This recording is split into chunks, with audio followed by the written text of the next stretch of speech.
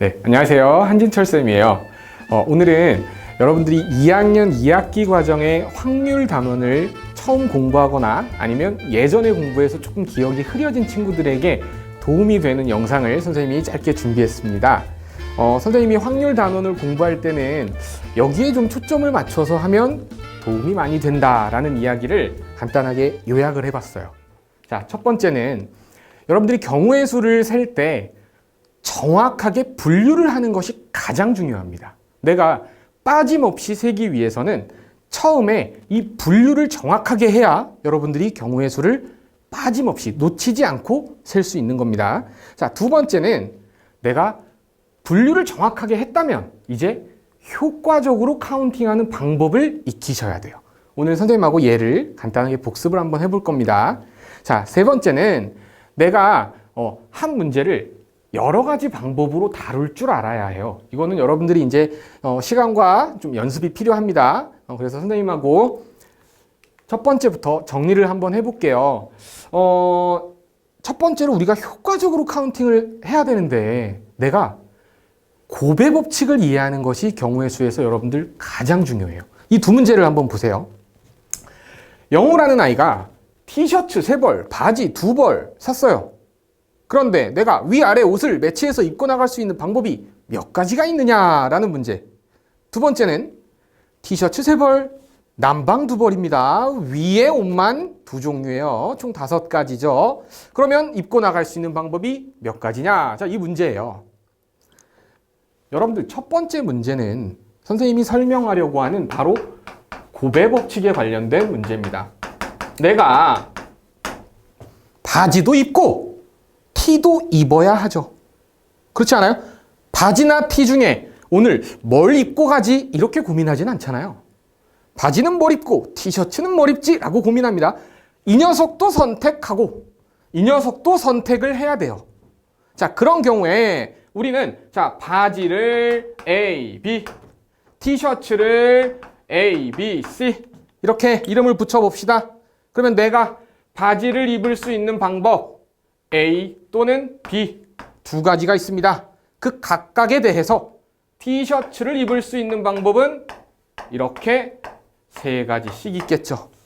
됐어요? 내가 얘도 입어야 하고 얘도 입어야 합니다. 얘에서도 고르고 얘에서도 골라야 돼요. 그래서 우리 저기 나와 있는 바지 2벌, 티셔츠 3벌 이 녀석을 곱해야 하는 거예요. 자, 그런데 티셔츠 3벌, 남방 2벌, 위에 옷만 5개예요. 그러면 내가 위에 옷을 입을 수 있는 방법은 당연히 얘네 둘을 더한 5가지 방법이 있겠죠. 이 곱의 법칙과 합의 법칙을 여러분들이 이해하시는 게 경우의 수에서 카운팅할 때 가장 중요한 점입니다. 자, 어떤 경우에 곱해야 하는지 다시 한번 강조하자면 얘도 뽑고 얘도 뽑아야 할 때가 곱하는 거예요. 자, 그러면 선생님이랑 이제 이 문제들을 한번 보도록 할게요. 자, 첫 번째 문제는 4명의 학생이 있습니다. 일렬로 줄을 세우는 방법이 몇 가지일까요? 라는 문제예요. 선생님이랑 한번 연습을 해보겠습니다. 자, A라는 녀석이 맨 앞에 B도 C도 D도 맨 앞에 올 수 있습니다. 그쵸? 두 번째, 자, A가 맨 앞에 왔습니다. 두 번째로 올 수 있는 녀석은 B도 가능, C도 가능, D도 가능해요. 3가지씩 쪼개지겠죠? 마찬가지입니다. 이 녀석도, 이 녀석도, 이 녀석도, 그죠? 자, 그 다음 A가 맨 앞에 두 번째 B가 왔어요. 그럼 3번째 자리엔 C가 오거나 D가 와야겠죠? 그럼 마지막에는 남은 학생 이렇게 오면 되는 겁니다. 우리가 이 녀석을 전체 쭉 셌다고 가정해보면 경우가 총 몇 가지겠어요? 맨 앞에 줄 설 수 있는 사람 4가지, 두 번째 3가지, 2가지, 1가지 이렇게 세면 되겠죠. 이해되십니까? 곱의 법칙입니다. 자, 두 번째 문제를 한번 볼게요. 자, 두 번째 문제는 4명 중에 회장 1명, 부회장 1명을 뽑고 싶어요. 자, 이 문제는 첫 번째 문제와 다릅니다. 첫 번째 문제는 4명을 줄 세워야 해요. 좀 선생님이 깊이 들어가면 이 녀석은 4명 중에 회장 하나, 부회장 하나? 순서가 중요해. 2명만 줄을 세운다고 생각하시면 됩니다. 우리가 계산한 이 문제에서 이 과정이 필요가 없다고 생각하시면 되는 거죠. 회장이 될 수 있는 사람 A, B, C, D. 각각에 대해서 부회장이 될 수 있는 사람들 이렇게 3가지씩이 있을 거 아닙니까? 됐어요?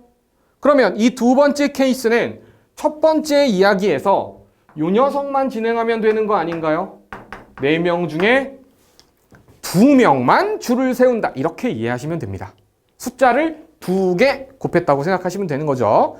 자, 그러면 세 번째 문제는 이제 4명 중에 회장, 부회장이 2번째 문제였어요. 세 번째 문제는 대표로 2명을 뽑을 거예요. 대표 2명이라는 건 A와 B, B와 A.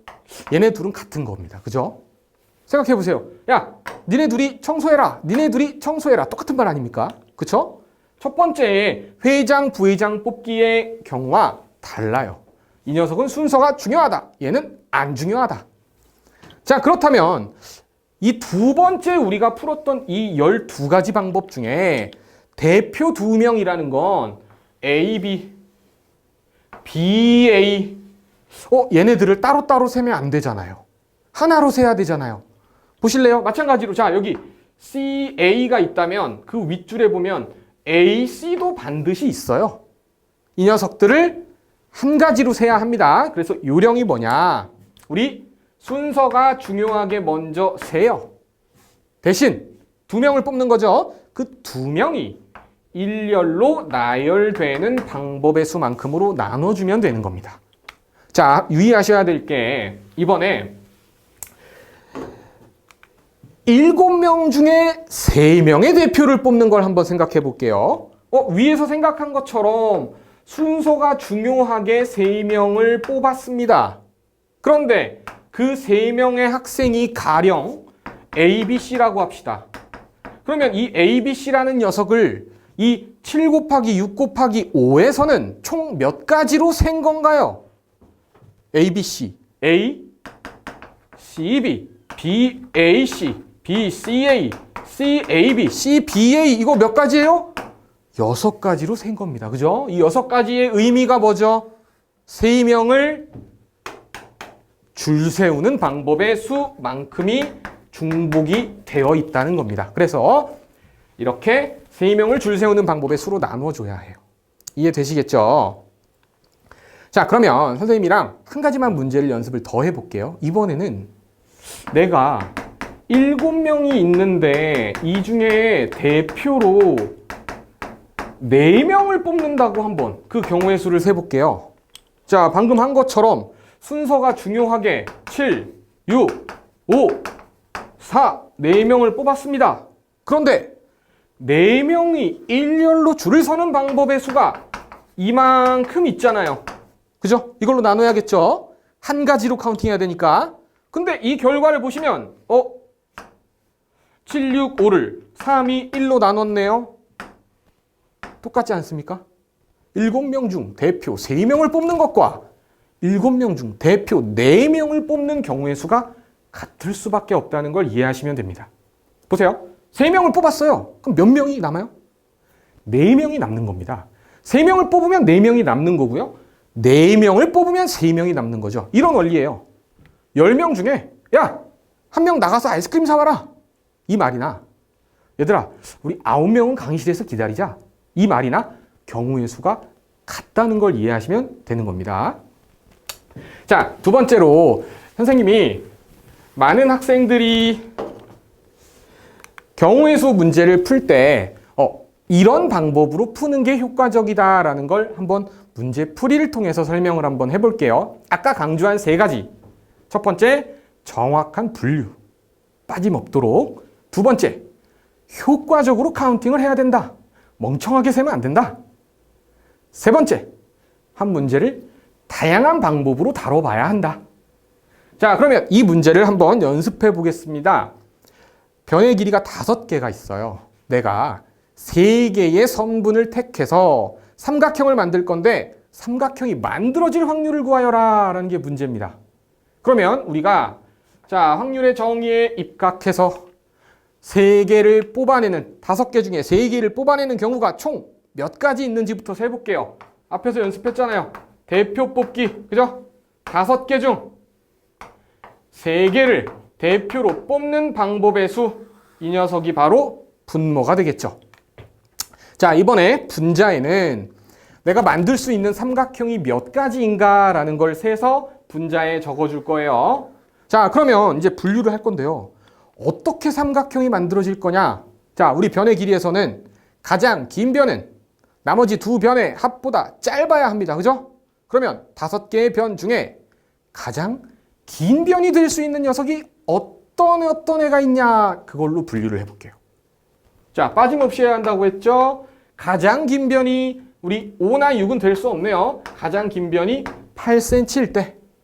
두 번째, 가장 긴 변이 11짜리일 때. 세 번째, 14짜리일 때.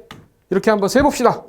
자, 가장 긴 변이 8이라면 이 녀석보다 짧은 변 2개를 선택해야 되니까 5나 6을 둘 다 선택해야 합니다.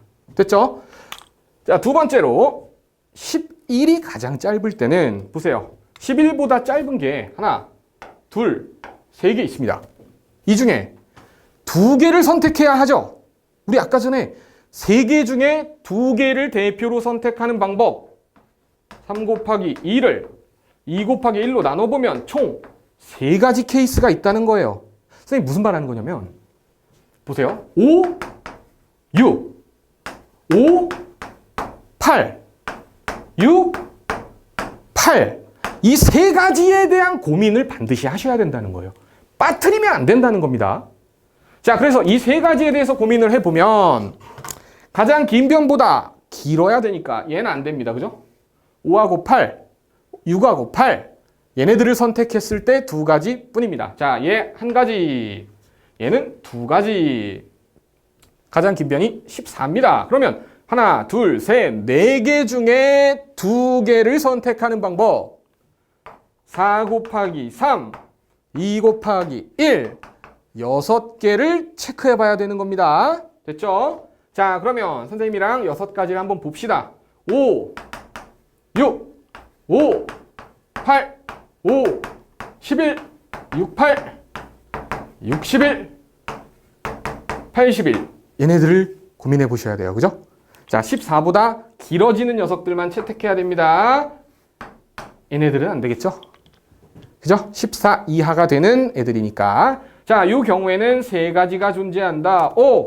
총 6가지의 경우에 삼각형이 생기는구나. 내가 약분을 해서 계산을 해주면 이 문제의 정답은 5분의 3이라고 이렇게 풀어낼 수 있습니다. 자, 선생님이 강조했던 걸 한번 생각해 보세요. 분류를 정확하게 해야 해요. 그리고 이 분류한 것들 안에서 몇 가지가 있는지 효과적으로 카운팅할 수 있어야 됩니다. 자, 물론 이 문제를 이렇게만 풀 수 있는 건 아니겠죠. 하지만 여러분들이 분류를 통해서 꼼꼼하게 카운팅한다면 문제 정확하게 해결할 수 있습니다. 자, 다음으로 많은 아이들이 경우의 수 문제를 풀 때 이 색칠하는 경우의 수에 대해서 질문을 많이 해요. 선생님이 이 문제를 푸는 요령을 간단하게 알려드릴게요. 자, 이 색칠하는 문제는요. 여러분들이 첫 번째로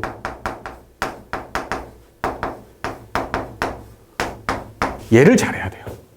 순서를 잘 정해야 됩니다. 자, 순서를 정한다. 어떻게 순서를 정하느냐? 반드시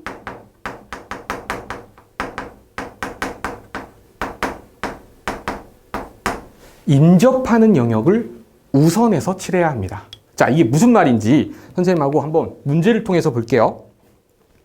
자, 여기 5개의 영역이 있어요. 자, 색깔도 5가지가 있습니다. 자, 색칠하기 문제 종류가 물론 굉장히 많은데 선생님이 지금 설명하려고 하는 건 5가지 색을 여러 번 사용해도 상관없고요. 인접하는 부분만 다른 색이면 된다. 이 노멀한 형태의 문제예요. 자, 그러면 순서를 아까 정해야 한다고 했는데 내가 제일 먼저 A를 칠한다고 해봅시다. 그 다음에는 A와 다 있는 곳을 칠해야 돼요. 바로 알파벳 순서대로 B를 칠해볼까요? 얘네 둘을 칠했죠? 그 다음엔 얘네 둘과 다 있어야 돼요. 바로 C를 칠하면 바로 그 녀석이죠. 그런데 내가 A, B, C를 칠했다면 이제 B와 다 있는 A, C는 다 칠했죠. 그럼 이제 여러분들 B는 신경 안 쓰셔도 됩니다. A, C와 다 있는 D를 칠하면 되는 거고요. C와 다 있는 영역도 다 칠했습니다. A, D와 다 있는 E를 칠하면 되는 거죠. 됐어요? 자, 이 문제는 이런 순서대로 색을 칠하면 된다라고 순서를 정할 수 있어요. 그 다음엔 여러분들이 곱의 법칙을 이용해서 이제 계산만 하시면 됩니다. A에 칠할 수 있는 색깔 5가지, B는 4가지, A, B에 칠한 색깔과 달라야 되니까 C는 3가지. 자, D를 보세요. A, C와만 다른 색깔 칠하면 되죠. 3가지. E도 3가지. 20에 27, 540까지가 이 문제의 정답이 되는 겁니다. 이해되시겠죠? 여러분들이 이렇게 순서를 제대로 정할 수만 있으면 색칠하기 문제 어렵지 않아요. 자, 선생님이랑 이렇게 두 문제를 한번 연습을 해볼 거예요. 자, 방금 얘기한 그 색칠하기를 여러분들이 순서를 정하는 것부터 시작해 볼 겁니다. 자, 이 두 문제 다 우리 색깔이 5가지 있고요. 같은 색 여러 번 상관없습니다. 이웃하는 영역만 다른 색깔로 칠하면 되는 거예요. 그럼 몇 가지 방법이 있겠냐? 자, 첫 번째 순서 정해 봅시다. A 칠하고요. 얘와 다 있는 B를 칠할게요. A, B와 다 있는 C를 칠하겠습니다. A와 다 있는 B, C를 다 칠했습니다. 얘 신경 안 쓰셔도 돼요. B, C와 다 있는 D를 칠하면 되겠죠. 순서가 정해집니다. 그쵸? 그러면 자, 5가지 색깔, B는 4가지, C는 A, B와 달라야 되니까 3가지, D는 B, C와만 다르면 되니까 3가지. 그죠? 됐습니까? 이거 뭐 180가지가 있겠습니다. 자, 두 번째 문제 보세요. 이게 언뜻 보기에는 비슷한 문제처럼 보이지만 얘는 좀 달라요. 여러분들이 색을 칠하는 순서를 정해보시면 자, A를 먼저 칠해요. A와 다 있는 B를 칠하는데 무리가 없습니다. A, B와 다 있는 C를 한번 칠해볼까요? 그런데 그 다음에 내가 색을 칠하자니 A와 다 있는 D를 칠해버리면 B와 다 있지 않아요. 그죠? 근데 E를 칠하자니 A와 다 있지 않아요. 무슨 말이냐? 여러분들은 순서를 여기까지밖에 정할 수 없습니다. 그래서 이 문제를 푸는 방법은 A, B, C를 칠하는 그 가지수를 먼저 세어볼게요. A에 칠할 수 있는 방법 5가지, B는 4가지, C는 3가지. 그러면 총 60가지의 방법으로 A, B, C를 칠할 수 있어요. 됐어요? 1, 2, 3, 4, 5번에 색깔이 있다고 합시다. 이 60가지 중에 우리는 어떤 특정한 한 가지를 골라요. 자, 예를 들면 1번 색깔, 2번, 3번 색깔을 칠했다고 칩시다. 이 60가지 중에 이런 녀석이 하나 있겠죠? 자, 곱의 법칙 생각해 보시면 이렇게 60개가 쪼개져 있는 거예요. 그죠? 그 중에 이런 케이스가 하나 있는 겁니다. 그 경우에 대해서 내가 이번에는 D와 E의 색을 칠할 수 있는 경우가 몇 가지 있는지 하나만 세어보는 겁니다. 보세요. 1번, 2번, 3번 색깔을 칠했대요. 그러면 D에 칠할 수 있는 색깔은 1번과 3번이 아니면 됩니다. 그죠? 그러면 어떻게 돼요? 2번과 또는 4번, 5번 이렇게 3가지 종류가 있습니다. 맞죠?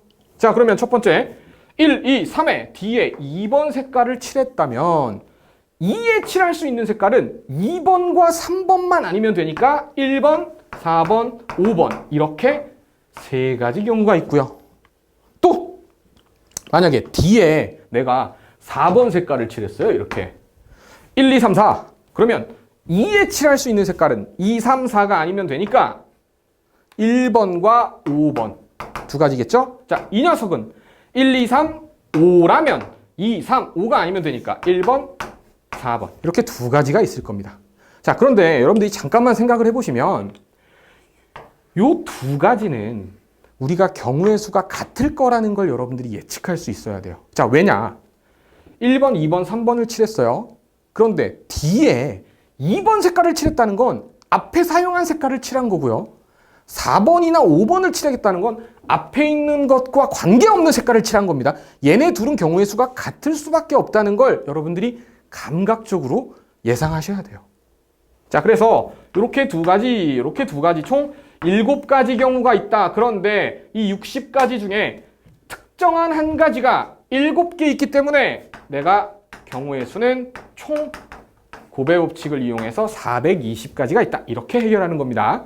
색칠하기 문제는 선생님이 지금 설명해준 순서 정하고 본인이 순서가 정해지면 거기까지 카운팅하고 그 녀석이 몇 개 있는지, 자, 이런 문제를 다룰 줄 알면 도움이 많이 될 것 같아요. 자, 선생님이 준비한 영상은 여기까지고요. 좋은 기회가 돼서 수업 때 뵀으면 좋겠습니다.